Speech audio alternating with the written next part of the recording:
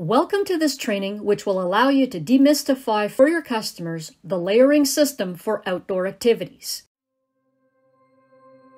The layering system is the strategy of combining 2 to 4 layers of clothing depending on the season, climatic conditions, activity, intensity, and the degree of perspiration of the customer. The goal is to use the right clothes in the right order to maintain a comfortable temperature. It's important to remember that this is not a one-size-fits-all formula.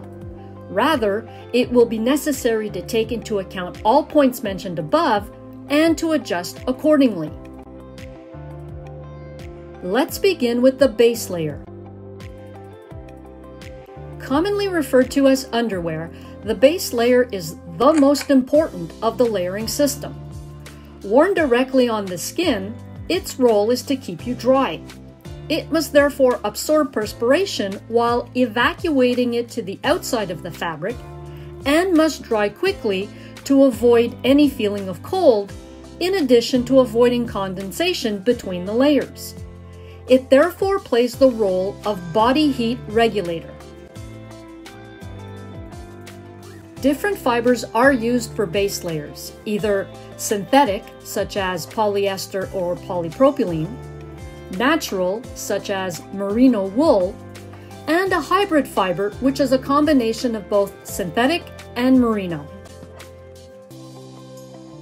Synthetic fiber base layers are great for wicking sweat while absorbing very little moisture and drying quickly. They also offer more elasticity than woolen underwear.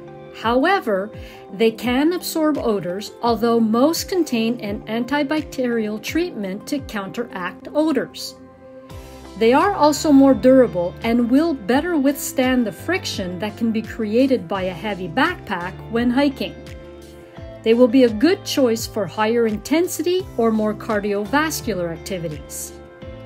Cotton clothes, like a t-shirt, should be avoided as they absorb moisture and take time to dry, causing discomfort throughout the activity. The base layer made from merino wool is lightweight and warm. With good moisture wicking capacity, these base layers have good insulating properties even when wet. You should also know that they do take longer to dry, but retain very little odor, as merino wool has antimicrobial properties. They are less durable, unlike their synthetic rivals, and are also more expensive. They will be a good choice for low-intensity activities. As for the hybrid base layer, having a blend of synthetic and merino is the best of both worlds.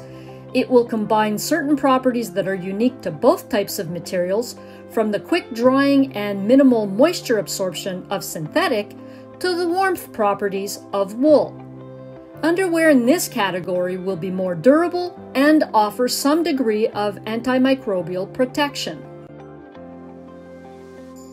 Finally, it will also be important to consider the fit of the base layer.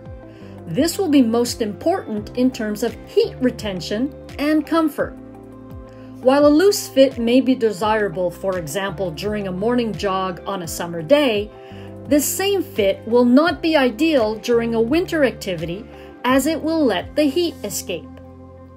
To improve comfort, there will also be another feature to take into account, namely the seams. More and more manufacturers are offering seamless underwear or flat seams. These provide additional comfort that can be significant during a day of activity. All of these base layers do the job of moisture management just as well. However, there are different thicknesses or weights depending on the customer's activity, either a light, mid, or heavyweight base layer. The heavier the weight, the greater the warmth input, but the breathability will be less. Lightweight base layers will be required for intense aerobic activity, such as hockey, cross-country skate skiing, running, or for someone who sweats a lot. The mid-weight will be used for an activity of average intensity, such as cross-country skiing, snowshoeing, outdoor cardio, or speed walking. Finally, underwear in the heavyweight category will be suggested for an activity where the customer moves less or hardly at all, such as low-intensity downhill skiing, ice fishing, or snowmobiling. Consideration should also be given to the customer's perspiration rate and adjust the selection accordingly. Let's move on to the middle or mid layer. Its role is to insulate the body or to retain its heat. It must therefore be able to transfer perspiration and moisture from the base layer to the outer layer, in addition to drying quickly while retaining its insulating properties even when wet. As for the fit, it should be relatively snug while not interfering with movements. There are three types of insulation: either fleece, synthetic insulation, or down. Fleece is generally made from synthetic polyester or recycled polyester. It is a very soft fabric that retains heat well. A fleece mid-layer is highly breathable and dries quickly while wicking away sweat and moisture. Its big disadvantage is that it has poor resistance to water and wind. A fleece mid-layer will be the ideal choice for humid temperatures and for activities requiring intense physical exertion, such as cross-country skiing, downhill skiing, or skating. Synthetic insulation is warmer than fleece and retains its warmth even when wet. It also dries quickly, however, it transfers moisture less quickly.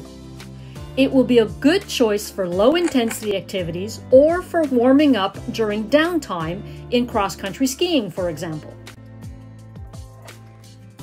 Mid-layer down garments, on the other hand, have the advantages of being very light, compact, and extremely warm while being breathable. Their great strength is that they are very durable. On the downside, a down mid-layer jacket loses its insulating properties when wet, which means that it does not wick away sweat that accumulates and can cause odors. It is also more expensive and requires more maintenance than fleece. A down-filled mid-layer jacket will be more effective in cold, dry weather and is recommended for activities that do not require great physical effort, such as a walk in town or at the cottage. This is the ideal piece of clothing to wear when stopping for a break during a physical, demanding activity, such as a meal break during a cross-country ski tour. Putting on a down mid-layer jacket will help retain personal warmth. Finally, let's talk about the outer layer, often called the shell. Worn over the other two layers, its role is to protect the person from bad weather such as wind, snow, or rain, and to wick away perspiration. A good outer layer must therefore be waterproof or water repellent while allowing interior moisture to escape. It also needs to be lightweight, compressible, abrasion resistant, and durable. It should also be big enough to be worn over the first two layers and provide good freedom of movement without being too loose so as to not lose heat. Finally, it should have underarm zippers or pit zips to ensure good ventilation and good regulation of body temperature. In contact with air, the outer layer is made of nylon or polyester treated with a water-repellent finish, which makes it waterproof. Most membranes are designed to provide breathability and durable impermeability to the garment. They are made of microporous synthetic fibers. Gore-Tex, used by several clothing manufacturers, is a good example. It's important to understand that the layering system is highly adaptable.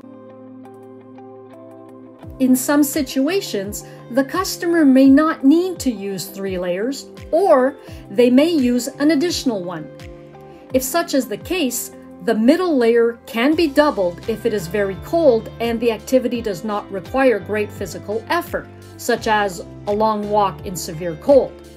This is the only layer that should be doubled, unless you want to carry your portable sauna.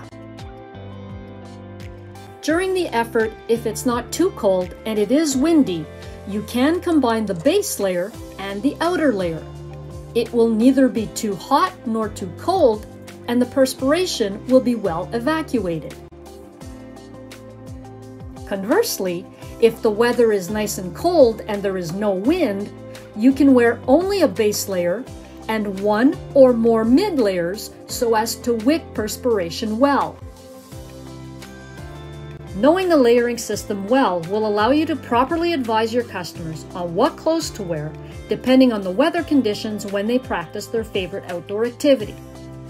It's important to remember that this is not a one-size-fits-all formula.